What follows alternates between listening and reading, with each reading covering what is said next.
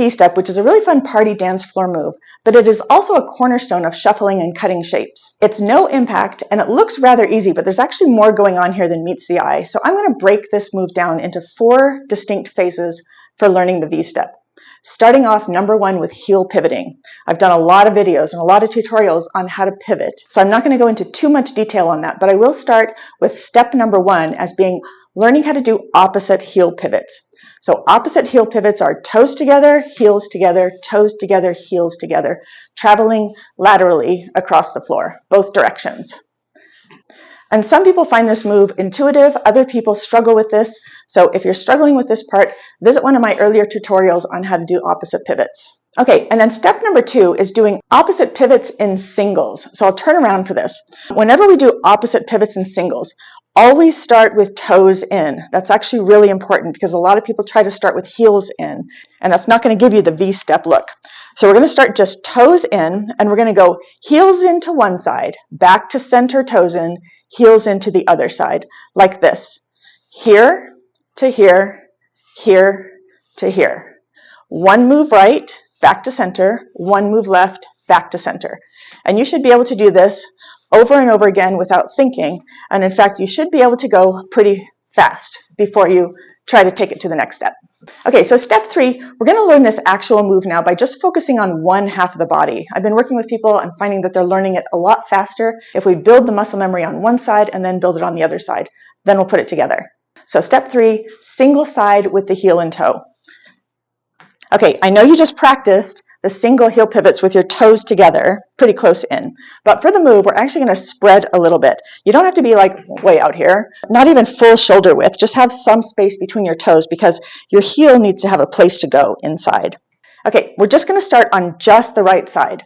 So all we're going to do is move right and then return back to perch. So to move right, my left foot has to turn heel in and my right foot has to turn toe in, just like we practiced, like this. However, we're not going to do that flat-footed. Now we're going to do it where the right leg goes out, toe up, the left leg goes in, heel up. Now an important part of this is when you're actually toe up and heel up, which will only be for a split second because then you're going to return back to perch, you're actually going to want to try to hold most of your weight on this bent knee and toe. So I'm going to be like 80% here and like 20% here.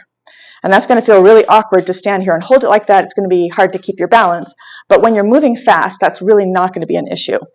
So from here to here, and then back again. Now the reason I want to hold my weight over this toe is because I want to create the illusion that my feet are moving back and forth like this, but my torso is remaining in the center. That's what gives the move a cool look. So by holding myself kind of here and letting my right foot go out a little bit, I can come back to center, and then I'm able to do the same thing on the other side. So you can see that my upper body really didn't change position. Okay, so we're just going to focus on one side. Out to the side, most of your weight on your toe, back in again. Out to the side, most of your weight on your toe, back in again. So it's going to be left heel in, right toe out, and then back. Left heel in, right toe out, back. And drill this many times until that feels really comfortable. And you can actually pick up some speed. Okay, then obviously if we're doing one side, we have to do the other. So we're going to start in the same position. My toes are about 6 inches apart.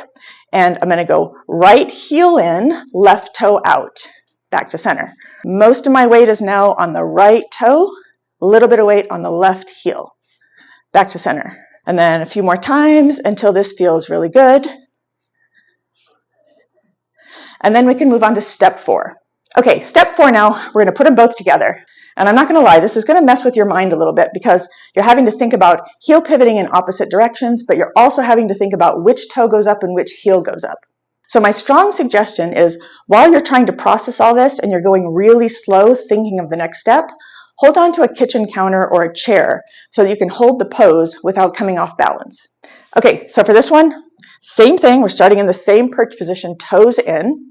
And we're going to go to the right first. So it's going to be my right toe up, my left heel in, back to center. Now we're going to go left, my left toe goes up, my right heel goes in, back to center. Heel is on the inside every single time, toe goes on the outside every single time. So just take this nice and slow until it feels really natural. And watch where your weight is going. I'm shifting my weight to the left. I'm shifting my weight to the right. Shifting left, shifting right. And then, of course, as you improve and pick up some speed, try to bend your knees a little bit more to elevate the move. And now I'll do it one more time for you at a slower tempo than what I did in the demo. It's going to be 80 beats per minute.